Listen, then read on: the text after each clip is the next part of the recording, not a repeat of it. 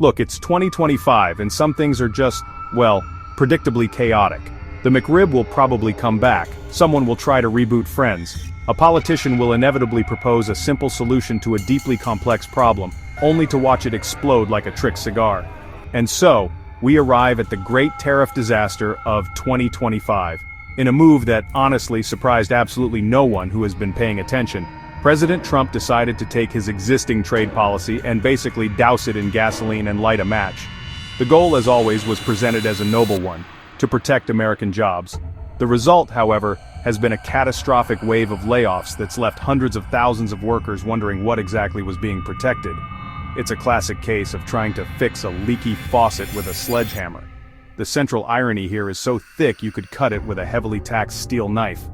The very policy designed to be a lifeline for the American manufacturing worker has become an anchor, dragging them down into unemployment.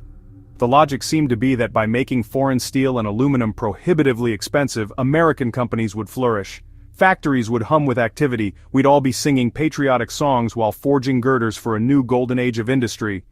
Instead, what actually happened was that American businesses that use steel and aluminum, which, and this is a crucial point, is a vastly larger group than those who make it, saw their costs skyrocket. This led not to hiring sprees but to... So, what exactly is a tariff? Think of it as a tax, or a government-mandated price hike, on goods coming into the country. The stated purpose is usually twofold: to make imported products more expensive so that consumers are encouraged to buy domestically produced goods instead, and to generate some revenue for the government. In theory, this sounds like a neat little trick to boost local industries. President Trump, a man who has never met a simple solution he didn't love, has been a fan of this approach for years. His first administration saw the initial implementation of steel and aluminum tariffs back in 2018, slapping a 25% tax on steel and a 10% tax on aluminum for most countries. The stated goal, then as now, was to revive the American metals industry. The reasoning behind this protectionist impulse is rooted in a narrative of national strength and self-sufficiency. The idea is that a country shouldn't be dependent on foreign nations for critical materials like steel, which is essential for everything from skyscrapers to military hardware. By penalizing imports, the government hoped to create a protected playground where American steel and aluminum producers could thrive without the pressure of global competition. It's a vision that plays well on a campaign stump, painting a picture of bustling factories and a return to a bygone era of American industrial might. The promise was simple: tariffs would be the shield that defends American jobs from the onslaught of cheap foreign products. However, the reality of the global supply chain is infinitely more complicated than that patriotic sales pitch. Just when you thought the policy couldn't get any more counterproductive, it did. On June 4, 2025, the Trump administration announced it was doubling down. The tariff rate spiked from 25% to 50%. The existing 25% tariff on steel and the corresponding tariff on aluminum were jacked up to a staggering 50%. This wasn't a minor adjustment. It was a seismic shift, sending shockwaves through nearly every sector of the American economy. To make matters worse, the White House also announced it was eliminating most of the exemptions that had previously allowed certain countries and specific products to bypass the duties. Imagine running a marathon, and just as you see the finish line, someone announces that the race has been extended by another 26 miles. And by the way, you now have to run it wearing lead boots.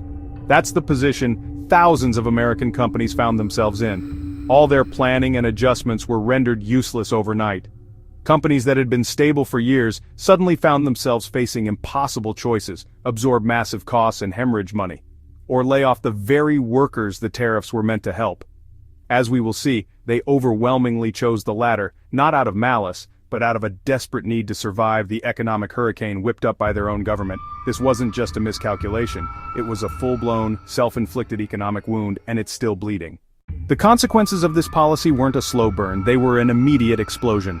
Before the ink was even dry on the executive order, industry leaders were sounding the alarm like a 5-alarm blaze.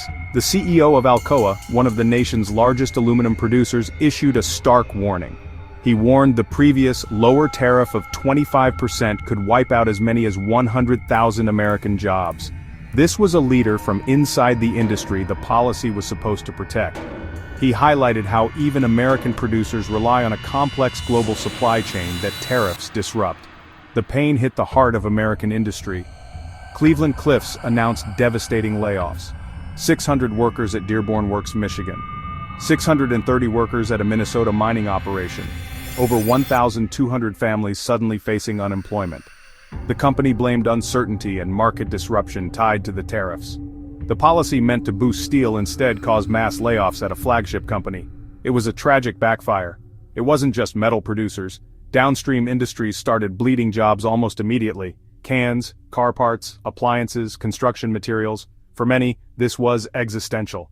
Take Coca-Cola. CEO James Quincy said the company was exploring a shift away from aluminum cans toward plastic and glass. That business decision has profound consequences. It would devastate the American canning industry and cost more jobs at can plants. Just when businesses thought they had a handle on the problem, the administration quietly expanded its trade war. The 50% tariffs initially focused on raw steel and aluminum were broadened to encompass more than 400 additional product categories. This wasn't a minor tweak, it was a massive escalation. The new tariff list honestly read like a random inventory of a hardware store, fire extinguishers, industrial machinery, construction materials, specialty chemicals. The common thread: these products either contained steel and aluminum or were packaged in containers made from them. The tariff net had been cast far wider, ensnaring unsuspecting businesses in its mesh. Car, washing machine, fire extinguisher, can of soup. This expansion represented a fundamental shift in the policy's application. It was no longer just about the base metals, it was now about any product tangentially related to them. For example, a company that manufactured fire extinguishers suddenly found its finished goods hit with a 50% import tax. A business that imported specialized machine parts found itself in the same boat. This created a logistical and financial nightmare. When you zoom out and look at the aggregate data, the picture becomes even more grim. The tariffs were sold as a job creation engine for American manufacturing. Yet, in the months following the hike to 50%, the manufacturing sector actually shed jobs. According to federal data, a combined 14,000 net jobs were lost in May and June of 2025 alone. This isn't a statistical anomaly, it's the predictable outcome of a policy that raises input costs across the board.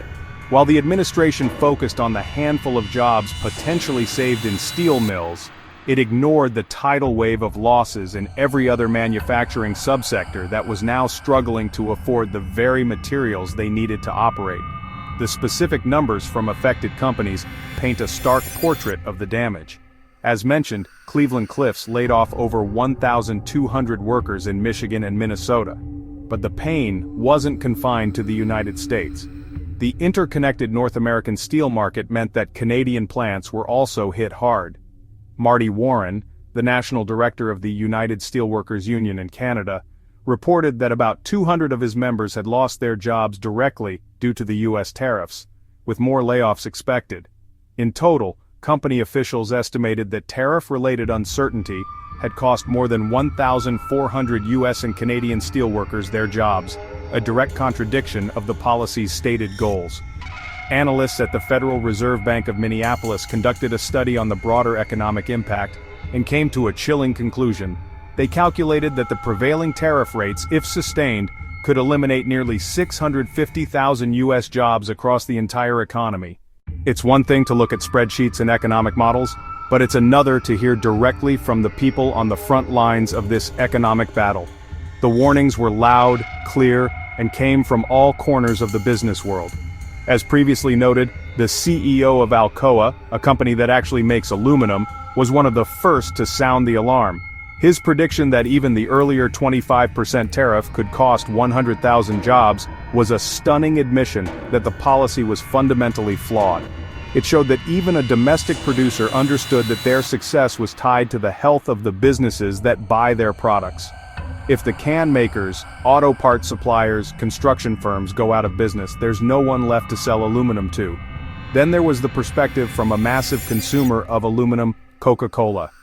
CEO James Quincy's comments were not just a complaint, they were a statement of strategic intent. By announcing that Coke was preparing to shift away from aluminum cans to plastic to glass, he revealed the real-world adaptations that businesses are forced to make. This isn't just a simple packaging swap, it's a decision that would send a shockwave through the entire U.S. aluminum supply chain, threatening the livelihoods of workers at canning plants and ancillary facilities. It's a perfect example of how tariffs don't just raise prices, they fundamentally alter business behavior in ways that lead directly to job displacement. A policy meant to help metal workers ends up hurting them by destroying demand for their product. Even the unions, who are typically staunch advocates for protecting American manufacturing jobs. Ultimately, the costs of tariffs don't just vanish into thin air, they end up in the wallet of the American consumer. When the price of steel doubles for manufacturers, when the price of aluminum doubles for manufacturers face a brutal choice: absorb the cost and risk going bankrupt or pass it on to customers. Most thin-margin businesses can't absorb it, so prices start creeping up. New car, washing machine, can of soup, six-pack of beer, all more expensive because of a tax on raw materials. Stealth inflation erodes purchasing power for American families. The most crucial lesson is a simple one. In a deeply interconnected global economy, protectionism is a blunt instrument that causes far more harm than good. The intention to protect a specific segment of the workforce, while perhaps noble, cannot justify a policy that decimates a much larger portion of that same workforce. The tariffs on steel, the tariffs on aluminum, were a textbook case of sacrificing the whole to save a small part, and even then, failing to save that part. The policy was a net destroyer of American jobs, full stop. The path to economic prosperity for American workers lies not in protectionist fantasies, but in smart, targeted investments in innovation, education, competitiveness that allow our industries to thrive in the global marketplace, rather than hiding from it.